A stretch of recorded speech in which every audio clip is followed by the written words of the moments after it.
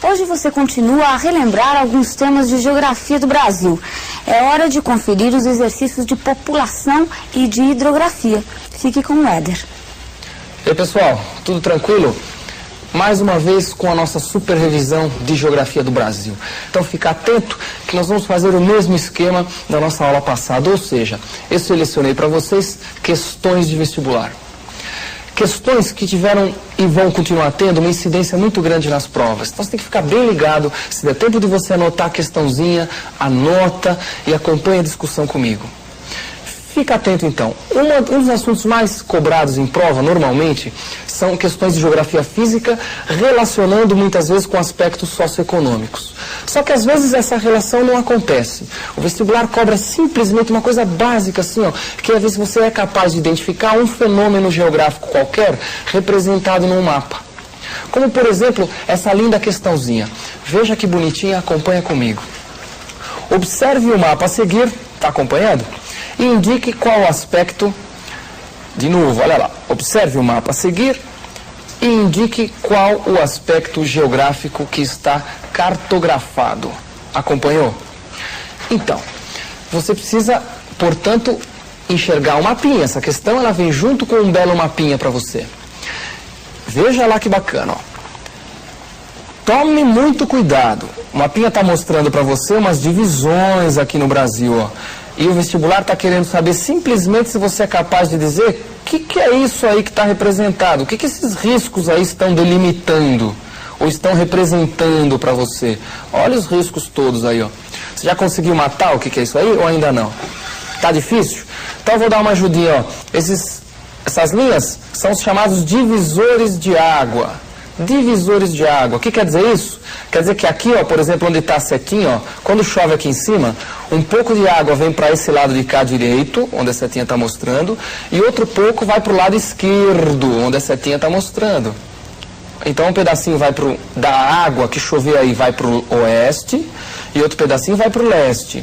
Aqui vier para o leste, cai numa bacia hidrográfica que está aqui no meio, que é a bacia do São Francisco.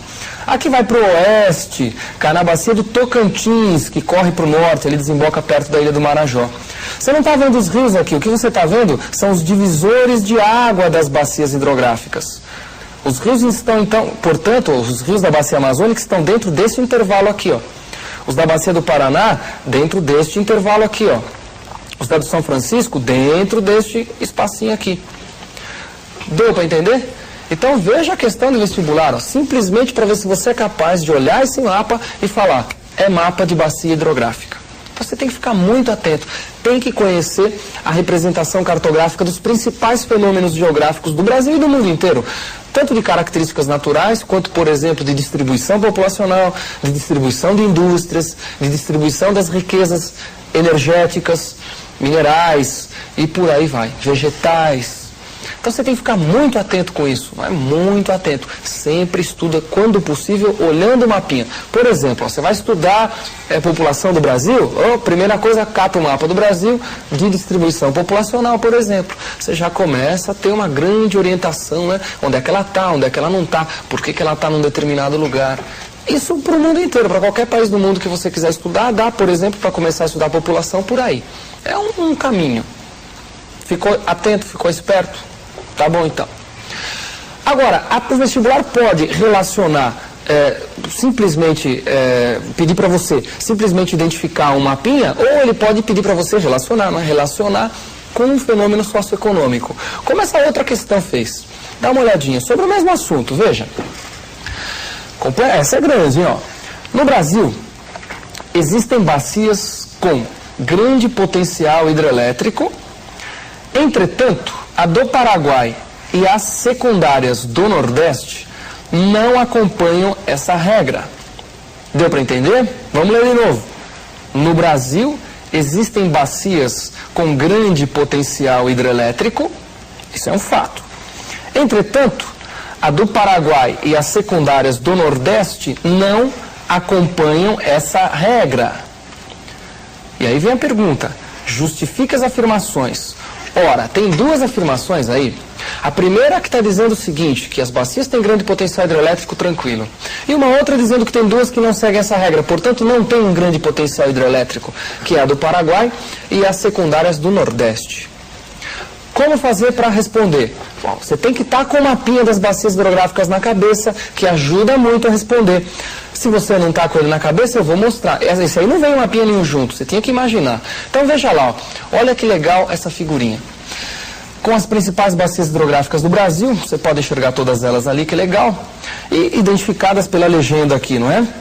Cadê essas que nós queremos? A questão alvo da pergunta é a do Paraguai e a bacias secundárias do Nordeste. Só que as secundárias tem várias. A do Paraguai está aqui onde a setinha está mostrando. No Pantanal, né? É a bacia hidrográfica que drena o Pantanal. E as secundárias estão aqui, ó. Secundárias do Nordeste, essa daqui é do Leste e essa daqui é do Sul ou Sudeste. Secundárias porque não tem rio principal, ó. São vários rios que correm direto para o mar, tá vendo? Ó? Por isso que são chamadas de secundárias, ó. Vários rios que correm direto para o mar. Diferente, por exemplo, da Amazônica. Ó. A Amazônica, ó, tem o riozão principal aqui, ó, que é o Rio Amazonas, que recebe todos os outros afluentes. Por exemplo, esse afluente aqui, ó, tá vendo? Ó que enorme esse afluente aqui, ó. Que é o Xingu. Entendeu? Ele quer saber por que esta e por que esta tem um potencial hidrelétrico baixo. Então, veja lá, acompanha o raciocínio comigo, ó. Ele fazia duas afirmações. Brasil tem um potencial hidrelétrico alto, então tem que justificar isso aí. Por que tem um potencial hidrelétrico alto? Basicamente porque tem grandes bacias hidrográficas em Planalto, que é um relevo mais acidentado, o que confere o potencial energético, junto com um grande volume de água. O Brasil é um país onde chove muito, os rios têm um grande volume d'água.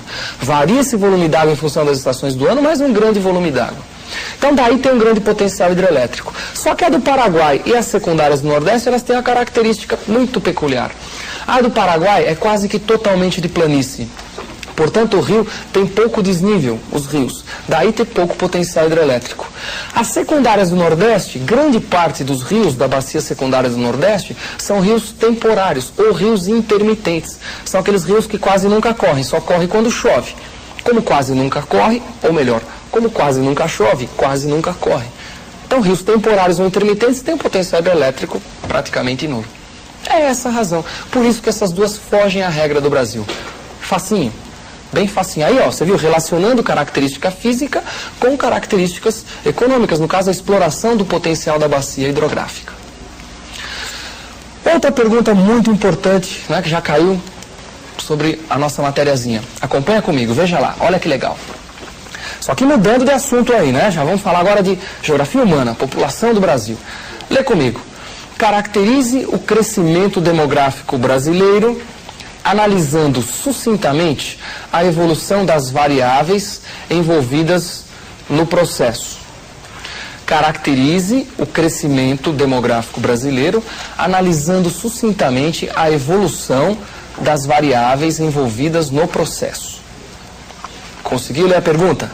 Você fala, mas que variáveis que estão envolvidas no processo? Aí que você tem que ficar atento, ó. Primeira, vamos pensar direto primeiro nas variáveis para depois discutir cada uma delas. São 4 variáveis para explicar o crescimento populacional de qualquer país. Primeiro, entrada de população de fora. São os chamados imigrantes. Saída de população do país para fora. São os chamados emigrantes. Então, entrada de população ou saída de população. Imigração e emigração, respectivamente. Mais o crescimento vegetativo. São 3 variáveis. Só que o crescimento vegetativo ele é composto de 2 variáveis. É a natalidade e a mortalidade. A gente calcula o crescimento vegetativo da seguinte maneira. Taxa de natalidade menos taxa de mortalidade. Então temos 4 variáveis, não é? 2 delas podem ser juntas, a natalidade e a mortalidade, a diferença entre elas nós chamamos de crescimento vegetativo. Então olha só, como é que variou cada uma dessas coisas? A emigração pesou no crescimento populacional brasileiro do século XX? Muito pouco. É um fenômeno muito recente no Brasil, a emigração, a saída de população em quantidade mais numerosa. É muito recente, é da década de 80 praticamente. O pessoal indo embora daqui para o Japão, apertar parafuso, para Portugal, para tentar entrar no mercado como europeu, fruto da nossa crise econômica.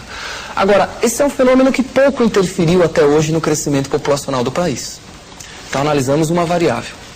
Imigração, entrada, né, de pessoas no Brasil.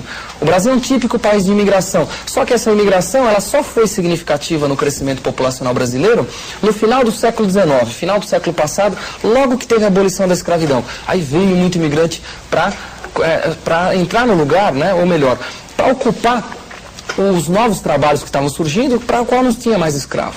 Então precisava de mão de obra, veio imigrante. Mas nesse século, a imigração também participou muito pouco do crescimento populacional. Que grande conclusão você chega?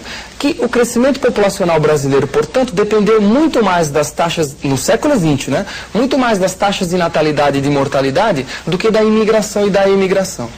E o saldo entre natalidade e mortalidade é o que nós chamamos de crescimento vegetativo. Quer dizer, a população brasileira cresceu muito porque o crescimento vegetativo no Brasil é muito alto. E, veja, ele passou por dois períodos distintos, você tem que lembrar isso. Ele passou por um período no qual ele cresce muito, não é? Principalmente da década de 40 até os anos 60, ele vai crescendo bastante porque a taxa de mortalidade cai muito mais rápido do que a de natalidade, o crescimento vegetativo aumenta. E ele vai passar por uma outra fase depois dos anos 60, no qual ele diminui. Aí a natalidade diminui mais rápido que a mortalidade. Então o crescimento vegetativo sofre uma redução. Ele cai, por exemplo, de aproximadamente 3% nos anos 60 para aproximadamente 1,8% hoje, né, atualmente no Brasil. No último censo, pelo menos, de 91. Então veja, caiu, né, de aproximadamente 3 para 1,8 para aproximadamente 2, houve uma redução muito significativa. Entretanto, o nosso crescimento vegetativo continua sendo muito elevado, entre os mais altos do mundo. Portanto, o grande crescimento populacional brasileiro é fruto basicamente do grande crescimento vegetativo. Guardou? E assim nós analisamos as 4 variáveis: natalidade, mortalidade, imigração e emigração, que compõem o crescimento populacional do Brasil e de qualquer país. Beleza. A prova pode fazer uma pergunta bem abrangente como essa para você, ou pode fazer uma pergunta cobrando isoladamente cada uma dessas variáveis. Então fica bem atento quando você for estudar esse assunto. É muito frequente, é um dos principais fenômenos geográficos do Brasil do pós-guerra, o crescimento populacional. Então fica muito atento que sempre está lá no seu vestibular. Um grande abraço, você recordou comigo assuntos muito importantes para as suas provas e até a nossa próxima aula.